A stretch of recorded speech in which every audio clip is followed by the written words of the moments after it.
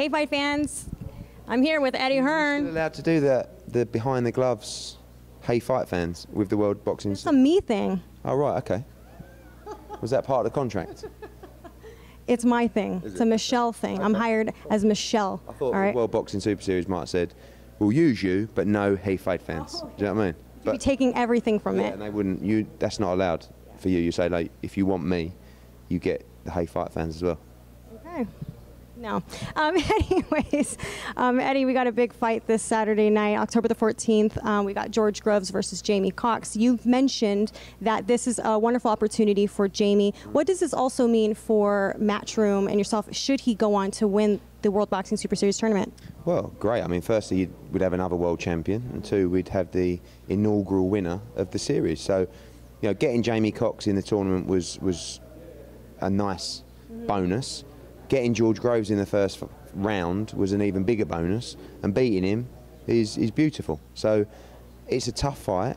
It wouldn't surprise us, and it wouldn't surprise people in boxing to see him become victorious on Saturday night. I think to the wider audience it would, because not a lot of people have heard of Jamie Cox, but he's a very talented fighter. He can punch, and you know, I don't think that George has faced a puncher since the Carl Froch fight.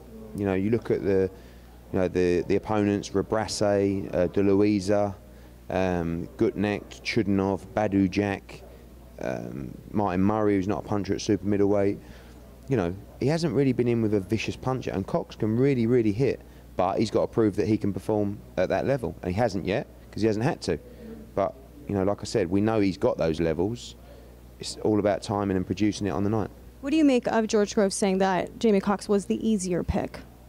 I disagree. I think there was definitely easier picks. It's a very good field. You know, they're all very talented fighters. I think, you know, to back up George's argument, Cox has not performed at super middleweight to the levels of George Groves or anywhere near. He's not yet beaten anyone of significant note. But, you know, I just think with what you hear about Jamie Cox in the gyms and when you talk to world champions and people he's sparred with, I just want to stay away from him. You know, because he's a bit mad, Jamie. You can see it in his eyes.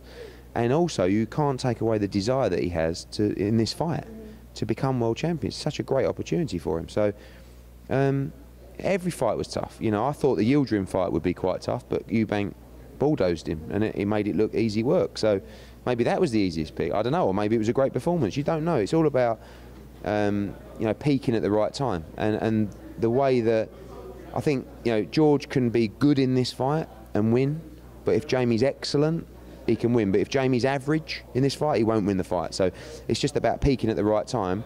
And in a tournament like this, you know, to peak at that right time, the talented guys, the special guys, are the ones that can do it. Speaking of Chris Eubank Jr., obviously we saw that he had a third-round knockdown over Yildirim. Should Jamie Cox become victorious Saturday night, he will go on to face him in the semifinals, as well as become the WBA Super World Super Middleweight Champion. Yeah. So explain like how exciting that could be. Well, it's a massive carrot, isn't it? I mean, but I think that double whammy there. You become the governor in the tournament. There's only one World Championship belt on the line in this tournament, in this division. So the person who holds it is the governor. He's in charge. So Cox, all of a sudden, would be the main man in the tournament, and you know, he'd go into the Eubank fight as the main man. And everyone's sort of thinking, oh, Groves Eubank, Groves Eubank. It's our aim to make sure that it's Cox Eubank. And by the way, if Cox beats Groves on Saturday night, Cox Eubank becomes a huge fight as well. So don't panic, you know. And you might see Calla with his head in his hands when Cox wins on Saturday, but don't worry, you've still got a big semi. So we'll see. Well, thank you so much for your time. I appreciate it. And what is your prediction for Saturday night? I'm going to go Jamie Cox, 9th round stoppage. Yeah, but it wouldn't surprise me if it's inside 3 rounds. 2 big punches.